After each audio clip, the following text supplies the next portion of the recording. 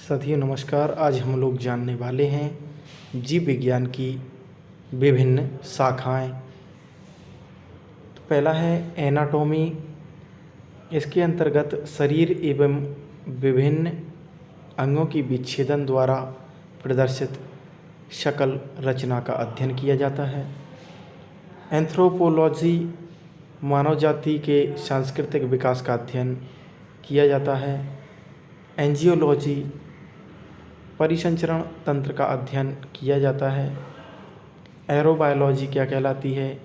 तो इसके अंतर्गत उड़ने वाले जंतुओं का अध्ययन किया जाता है। एरेक्नोलॉजी, तो इसके अंतर्गत मकड़ियाँ होती हैं उनका अध्ययन किया जाता है। बायोमेट्रिक्स क्या है? तो जीव विज्ञान के प्रयोगों के विभिन्न परिणामों का सांख्यिकीय विश्लेषण का अध्ययन जो होता है वो बायोमेट्रिक्स होता है। साइकोबायोलॉजी क्या कहलाता है? तो जंतुओं की मनोवृत्ति का अध्ययन साइकोबायोलॉजी कहलाता है।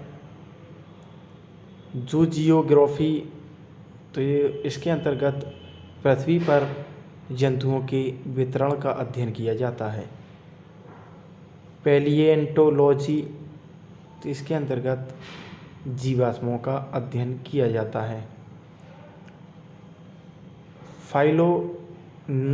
फाइलोजेनी, तो इसके अंतर्गत जाति के उद्विकास का अध्ययन या उसके इतिहास का अध्ययन किया जाता है। अंटोजेमी, तो इसके अंतर्गत जीवन वृत्ति का अध्ययन किया जाता है।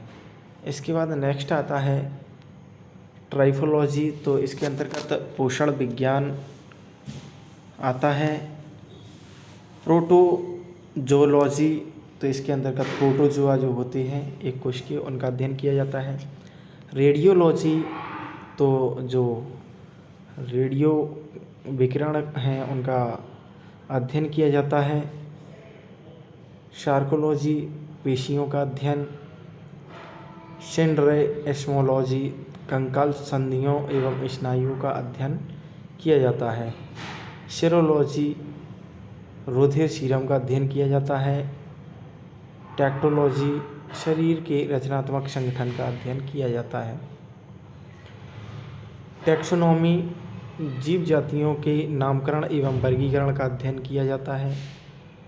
टैटोलॉजी, उपार्जित लक्षणों का अध्ययन किया जाता है। टॉक्सिकोलॉजी, तो टॉक्सिन मतलब होता है विष, तो जंतुओं के लिए विषैले पदार्थों और शरीर पर उनके प्रभाव का अध्ययन। एंजाइमोलॉजी, तो एंजाइम यानी जो उत्प्रेरक होते हैं उनका अध्ययन किया जाता है। अगला आता है एंटोमोलॉजी, तो कीट पतंगों का अध्ययन किया जाता है। जेनेटिक्स, इसके अंतर्गत आनुवंशिकी एवं वंशागति का अध्ययन किया जाता है। हिस्टोलॉजी, सूक्ष्मदर्शी द्वारा अंगों की औद्धिक संरचना का अध्ययन किया जाता है, यानी ऊतक स्तर की, क्योंकि कोशिका से ऊतक, ऊतक से अंग, अंग से शरीर बनता है। हीमेटोलॉजी, तो हीम आप जानते हैं हीमोग्लोबिन, तो रुधिर से संबंधित रुधिर के रोगों का अध्ययन। हेलमिन्थोलॉजी, तो ये हेलमिन्थीज जो होता है एक संघ है या फाइलम है, उसमें परजीवी या कृमियों का अध्ययन किया जाता है। हर्पेटोलॉजी, उभयचरियों एवं सरीसृपों का अध्ययन किया जाता है।